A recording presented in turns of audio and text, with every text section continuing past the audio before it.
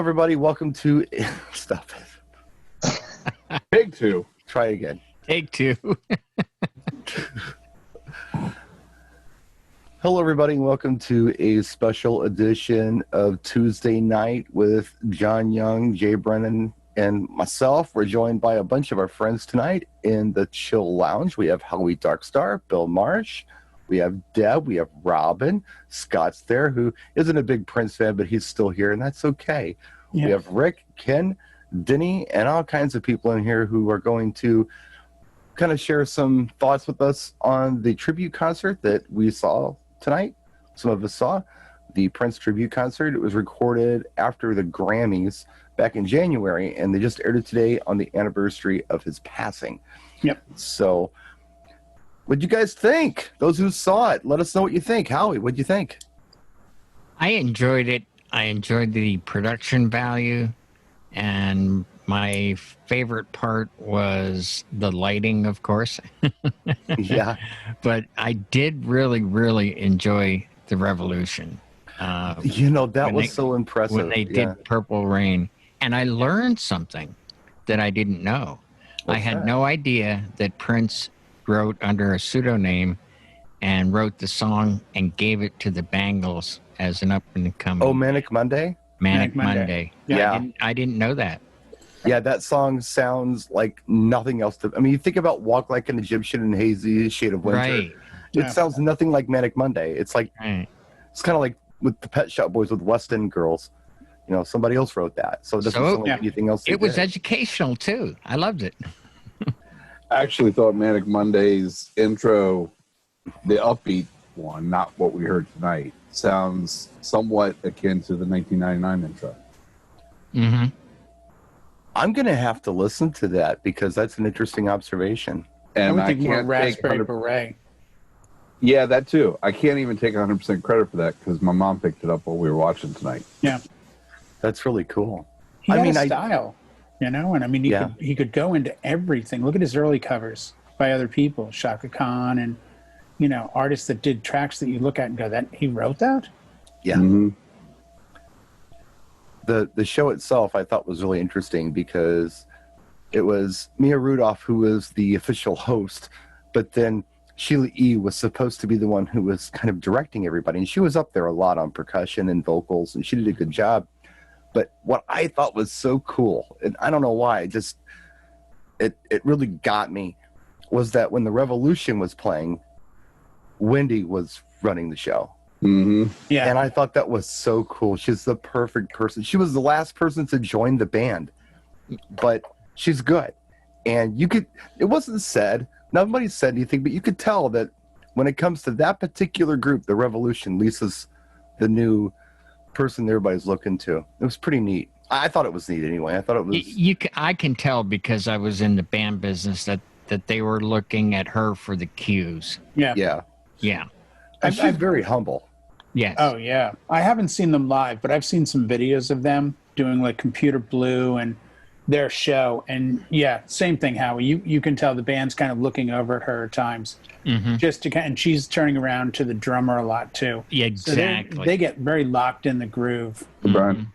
For those of you just joining us, we are doing a live broadcast right now. It's actually a recorded broadcast that's going to be posted later on Dishaki News. It's just about the Prince tribute concert. Just so you know, you can chime in if you saw it. Please let us know what you thought. Deb, I was curious. Was there a standout performance for you tonight? Yes, from a girl's perspective, Sheila E. For being 62, that chick can still move, man. Oh, yeah. I was impressed. Absolutely. Do you know who else is the same age? Susanna Hoffs. Really? Wow. Yes. Is she really? She's 61 or 62. Wow. And she looks amazing. I didn't know that. Yeah. And she just looks, there weren't any kids up there except for, there were a couple. The one who did The Beautiful Ones. Mm-hmm. That girl, I'm not familiar with who the heck was her name. Her. Yeah, her. That was her name. Her. Yeah.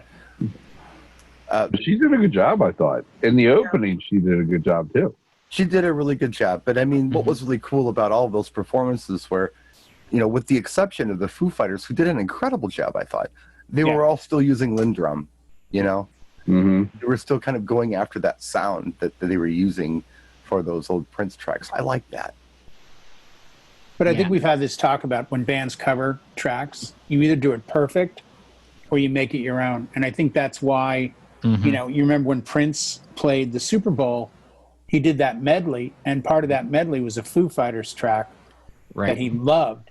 And that was the thing. They, you know, the story of how Dave Grohl and Prince jammed at the Forum when he played there, and it wasn't jamming his tracks. It was jamming like Led Zeppelin and just doing a funk groove. And I think that was probably what, you know, the same way you didn't realize Prince wrote Manic Monday. You know, I think the way bands do his material is probably the biggest compliment. And I think the way the Foo Fighters did Darling Nikki, same sort of thing. And they, side note, they do the same thing with Baker Street. Yeah, I've heard their Baker Street. Great cover of that too. They did a really nice rendition of it tonight. And what was so funny was Dave Grohl walks up to the microphone and he's like, yeah, we covered Darling Nikki a long time ago. And Prince didn't like it very much. And we haven't played it in a long time, but we're going to play it anyway. The way I took it when he said that, I think because everybody else was being so, I don't know, like, between sad and over respectful. I think he meant it lightheartedly. He says, we covered that song. I don't think Prince liked it though. But they were tight, and I think it was a joke to lighten the mood because everybody was like really it was heavy. It was heavy. It was heavy and emotional for a lot of people. Oh God, it was very. I'll tell you right now, I had to change my shirt because I kept wiping tears. Yeah. It was heavy. But you know, he touched people in a way that I don't think many musicians can or do.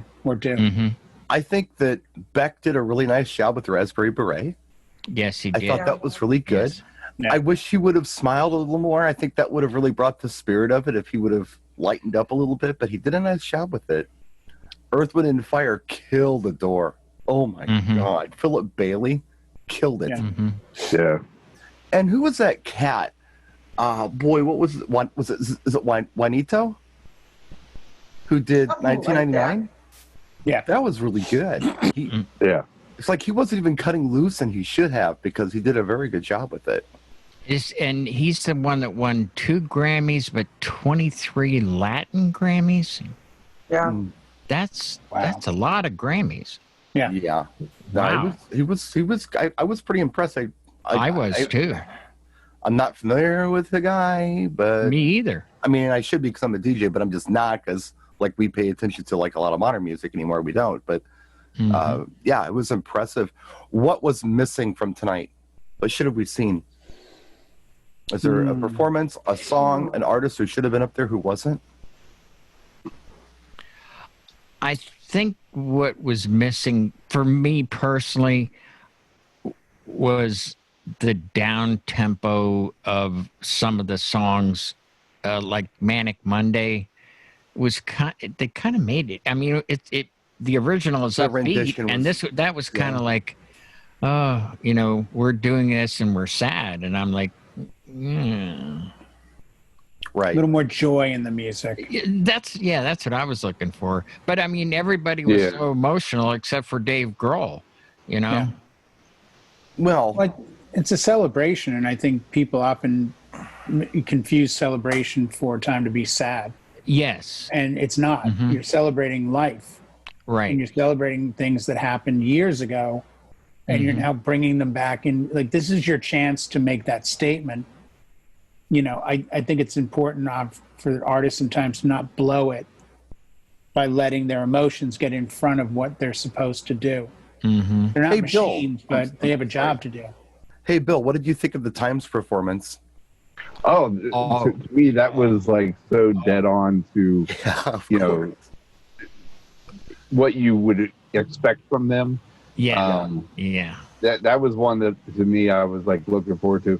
And when you're asking about something that was missing, to me, the energy part was a part of it.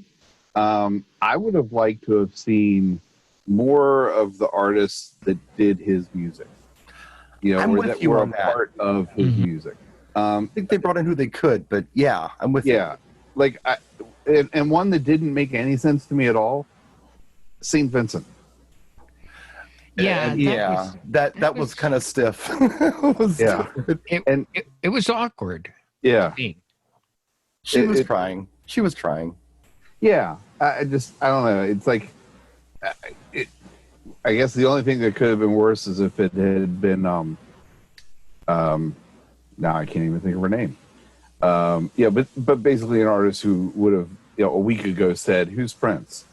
Yeah. That would have, but that's kind of how I felt about St. Vincent. Is that St. Vincent's been around. Excuse me. And St. Vincent's done, and I understand how St. Vincent is not on most people's radar, but she's been around for a while and done some crazy Grammy performance covers and like AMA stuff.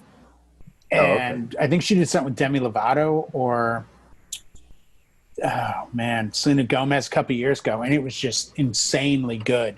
So I think he would, and I think that's part of what tonight was. You have to have a celebration where you have to look at it like, okay, if he was here, who would he want to hear? Well, and I think he would. I think St. Vincent would fit right in his wheelhouse. I tell you what I would have loved to have seen. Well, first of all, I'll tell you that the only part about the time performance I didn't like, and it wasn't even the time, it was none of them fools in the audience knew the COOL. That was a bummer. It's like, you guys should know this. Yeah. Everybody should know cool. Everybody should know cool. But anyway, the part that I thought was or the performance I thought was missing, it would have been gorgeous, especially with the Revolution there. Bring Apollonia in, and somebody like either Bruno Mars or Justin Timberlake, and do Take Me With You. That would have been beautiful tonight. Yeah, that's a good one. Even if Apollonia couldn't do it, bring in Miley Cyrus to do it. Bring in somebody to do a duet for Take Me With You. That would have been really on point. Yeah, that's true. And Bruno did a great job in 2016 or 2017. I mean, for the Grammy. Oh yeah, absolutely. He did that, and you're right. I think somebody like that doing that, and that's kind of, I guess, more what I meant is just a little bit more of a, looking back over the whole thing. Jay, something that is funny, what you said about St. Vincent, Variety magazine agrees with you. Oh, okay. Like I said, she's that artist. Yeah, that I get why she's not. And she came across my radar because she's got a custom guitar. And it's actually it's in one of the guitars they show at Guitar Center in Hollywood. And I was like, who's St. Vincent? So I looked into it years ago.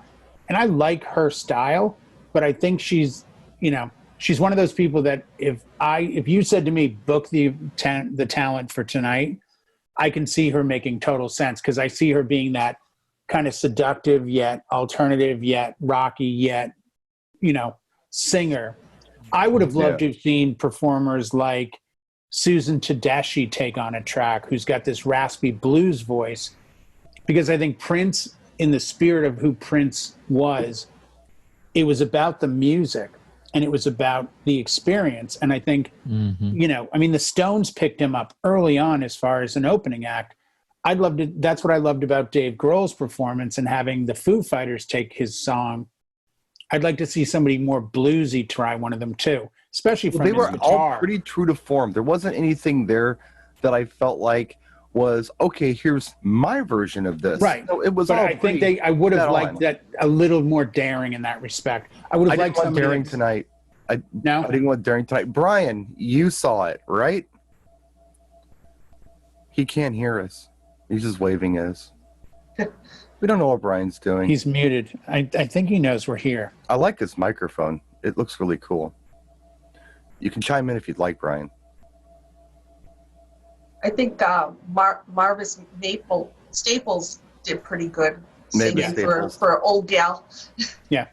I've unmuted Brian. You saw it tonight, Brian? Can you hear me? Yes. Yeah. Yes. Okay. It wasn't working before. I unmuted you. I don't know why you couldn't do it, but go ahead. Did you see the performance tonight? Yes, it was a very good show. I enjoyed it. Anything stand out for you? Well, the Sue Sanhoff. I love that unplugged version. I wish she did it by herself, though. Yeah, that would have been nice. Or come back with the Bengals and just do it. That would have been really cool. Yeah. That would have been gorgeous. That would have been an honoring thing to do if you get the whole band together and say, here, he wrote it for the band, whether he gave it to me or not. the band did it. Let's put our differences aside, take the entire project, and do it the right way. Have like the Shaka Khan, Do I Feel For You with Yeah, Stevie Wonder exactly. on harp. I mean, there's other things they could have done they didn't do. That would have been nice. Well, when you do a tribute, Brian, I think a lot of times there's a confusion about what are you supposed to be what is a tribute? It's a time to pay respect and remembrance of something or someone. I think there's what's at the core of him. I mean, I've never met him, obviously, but my vision in my head when somebody says Prince as an artist, I have a vision of somebody who was just out there musically, meaning everything was accessible and everything was acceptable. And you kind of think, would a tribute be to have like bands that don't sound anything like him do his music, or would it be to be dead on? So I agree with you, dead on, but I still think he would respect people being a little, like, wow, I like that artist choice. That's not what I would have gone for. It still sounds good. And we've had this talk about covers, and it comes down to the Johnny Cash covering a Nine Inch Nails song. How amazing it would be to have somebody like that cover a Prince song in the same vein.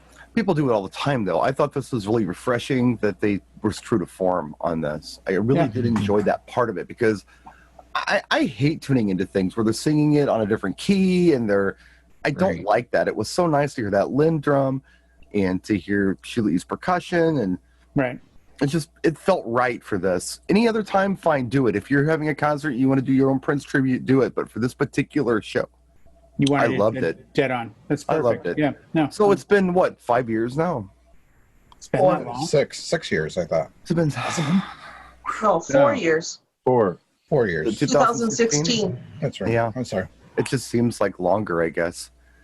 It really does. Yeah. It's the surprising thing for me was Morris Day and the Time doing that dance where they throw their legs to the side. I'm thinking, wow, they still have it.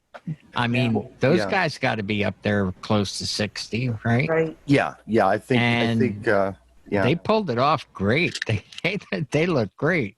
They still sound good. Yeah. Oh, but the time has been out there working. They've been working for a long time. And what nobody has said anything about, which I thought was crazy, Jimmy Jam was playing with the Time. Oh, did he play? Yeah. You could see him, notice. but nobody said a word about it. Yeah. Sorry. It was little things like that. And then the band that was playing most of the backup stuff, I recognize a lot of those people from New Power Generation, and they never even recognized them, which was crazy. I think the other thing, Brian, is, Terry Lewis and Jimmy Jam, that was a force to be reckoned with at a period of time. And I think, like everything in music, when it moves on, there's that, I don't know how many people understood that was where they came from. I mean, you're talking, even going back to Purple Rain, you're going back 35 years ago. Yeah, I mean, they had nothing to do with that. You were like 3, I was only 4. I mean, it's a long time ago. They got canned before they did Ice Cream Castle and before the movie, and they brought in St. Paul Peterson and, oh, Jesus, who else? It wasn't Jesse Johnson, was it? He was always with them. But anyway, I think he was already Jesse's long gone, and I don't know what St. Paul was up to. He'd have been nice to have up there to do like Nothing Compares to You, because he originally did it with the family. But, yeah, I don't know. I thought it was good. I enjoyed it. I recorded it. I will watch it again. I don't think anyone did a bad performance tonight. I think it was all really good. But I liked the cutaway. The camera work was very good. When the whole band was dancing, they cut to the horn section. They were all moving to the left, then the to horns the were on right. point. Then they did a wide shot, and all the backup singers and the musicians dancing to the left, dance to the right. I mean, it was a Prince type show. Prince would have wanted that to happen. The one complaint I have about the camera work, and it's just a little stupid thing that most people wouldn't have noticed, but there's that point in the guitar solo of Purple Rain where Prince leans over and kisses Lisa, or so kisses Wendy. She makes this dirty, ugly face in the movie. Yeah. Wendy kissed Mavis Staples during that same part, and the camera was nowhere near it. And I'm like, oh, that was the shot. Yeah. You missed it. How did you miss that shot? You noticed that too, Bill? Yeah, I noticed that, and then she leaned over afterwards because Mavis seemed, like she didn't get it, Confused. maybe. Yeah. And Right. and then she leaned over, and you could tell she was kind of explaining that to her. I think Or maybe. Or talk to her for a moment. She And did a great job, though. Didn't come up Yeah, in but- rehearsal, apparently. Well, and Jay, like you said, I thought Mavis was a great choice because of the Yep. kind of gospel bluesiness. Yeah. You He know? wrote a lot of music for her. Yeah. Yeah, but I mean, to me, I was like, at first when I heard she was going to be just performing, not even that, I was like, okay, that's cool. But then when I heard she was doing Purple Rain, I was like, really? Yeah. I think the beauty of it, She did a great job. with Yeah. Purple Rain. Oh, yeah. How old is She Mavis really did. Staples? She's got to be in her 80s. I'm Yeah. going to say, Yeah. she's got to be mid to high 70s. Yeah. Mm. If only Well, we had maybe you're right. computers in this day and age where we could type in and find this kind of information out. Sadly, we haven't reached that technological advancement point yet. Wait a minute. I'm going to AOL. I'll look it up. She's I'm 80 waiting for my years old. modem. Is she really? She's 80 Wow. years old. Yep. Yep. Wow. What I Deb say? for the win. What I say? Yeah, Brian, Almost. what's, Yep. as always, Brian is correct. Shouldn't shock Thank you, anybody. No, I think it's one of those, you could do 10 tributes and they'd all be different. And I think they'd all be respectful and they'd all be right. And I think the beauty of it still comes down to you get out of it what you want to get out of it. Mm-hmm. And I think the diversity is always important. They're never enough. It's never long enough. They're never big enough. They're never, there's always some critique. It's when Prince did the While My Guitar Gently Weeps Mm-hmm. solo with everyone a few Oh, years ago, God, yeah. it started here. And I'm like, oh, Prince can play. This will be interesting. And then it just became its own thing. And that's a moment in time and history that people reference that he added to. That speaks to who he was as a person and a musician. He created a moment in a tribute for someone else and took it. Yeah. And I don't think he set out to do that. I think he genuinely stood on stage with them and said, I'm going to give it everything I have as a sign of respect for what came before me. I don't genuinely believe he was like, He I'm didn't like stealing getting this upstage. moment. He didn't No, like but- getting upstage. but- He didn't like being in the background. No, but look at who was there. I mean, I Yeah. don't care Prince or not. You're not upstaging Beatles and Clapton and other people on stage. You gotta stop and say like, whoa, this is like the people. Like without them, He was I'm so not good it was forgiven. But yeah, he Right. was. He I didn't- think they laughed. You could see George Harrison's son kind of shaking his head. Oh, he laughing, was like, oh my God, this is is this even amazing. happening? Yeah, And Tom yeah. Petty the same way. So I think Prince Yeah, had Tom that Petty ability. was like tipping his hat. Oh yeah, they all. I think that's why any tribute would be great, but you'd always leave you with just wanting a little bit more. Like, oh, what if? And that speaks to the genius of his music. There are other bands that a tribute would be flat. Here it is. Here's the song. Done. Nobody's going to go, oh, wait a second. And that speaks volumes about the musician and the man. Well, it was a good show, and no, I'll watch it again. I'll look at the highlights. I was telling Scott earlier that, for me, person my age, I mean, this guy was a big deal. This guy was beyond Elvis Presley. Right. And not only was his music incredible, songs like Little Red Corvette, when they hit, it was like, what's this? I mean, it was a rock song, and it wasn't just for Black people or white people or Latino people. It was for everybody, and it was music of unity. And he was, as the '80s were, rather androgynous, which he was throughout the rest of his life. Yeah. And that was something that I could always relate to because, I'm not the most macho guy in the room at any given time. So, there were so many things that were formative about that guy for me. I really, really, I miss him, I really miss him. That was a once in a lifetime thing. And I'm happy that I was a part of it. And it's crazy for me to think, and everybody in this room can say the same thing. We witnessed the birth of his career and the end of his life. Mm-hmm. And we're talking about a time span that lasted nearly 40 years. And we saw it from beginning to end, and that's pretty special. We witnessed it real time. Mm-hmm.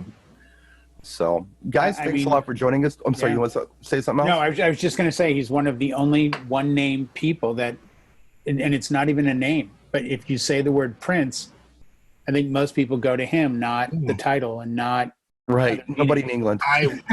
Yeah. Brian, I may not, big fan, but I respect Prince as an artist and all that he, brought forth, because he really helped a lot of other artists out there too as well. Yeah.